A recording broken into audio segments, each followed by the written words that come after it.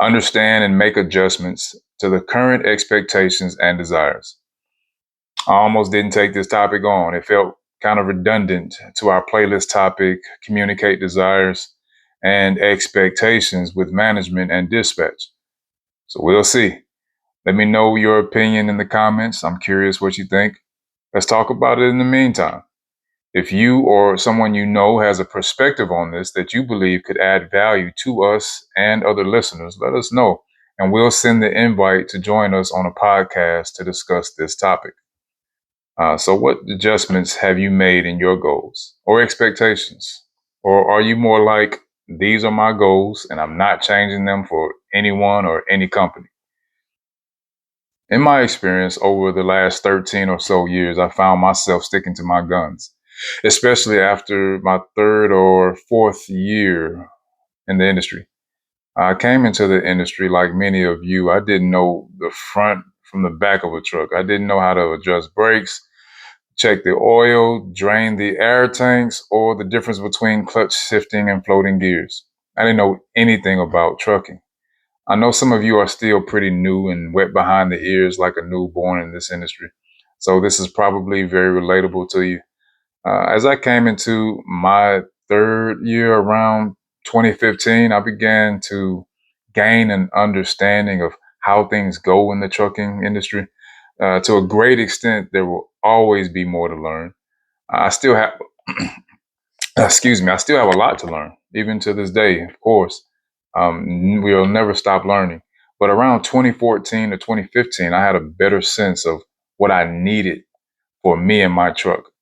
At that time, I was hauling pipe and equipment on flatbeds, step decks, RGNs. As I was getting my head wrapped around that, the oil industry had a bust and forced me to make an adjustment. I had a decision to make: dig my heels into the oil industry or try something new. An opportunity presented itself in the dredge or container world, and I just ran with it. I started all over with something I knew nothing about. In this process, I figured out what I needed to be successful and to grow.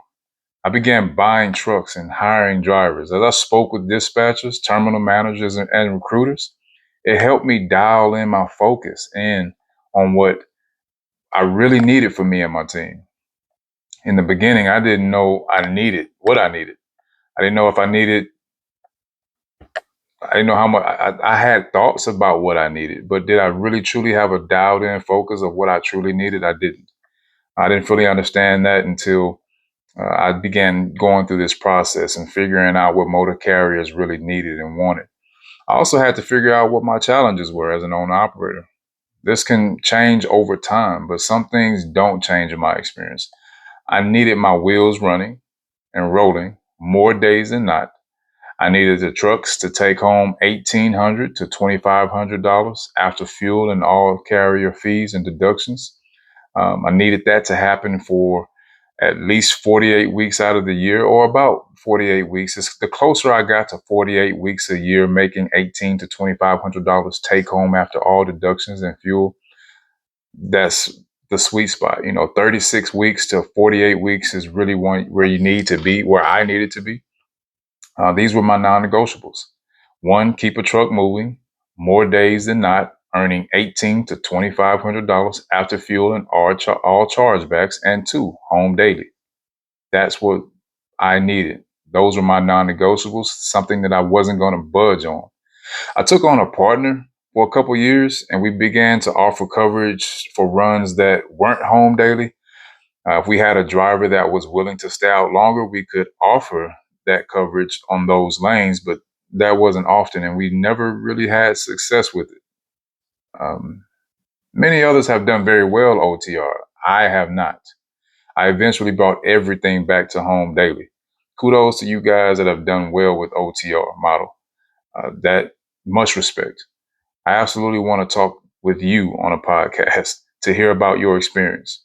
Anyway, after a few years and experimenting, I knew what my team needed, and I didn't back down from those goals. If a motor carrier showed signs of not being able to align with these, I simply bowed out of the room, so to speak.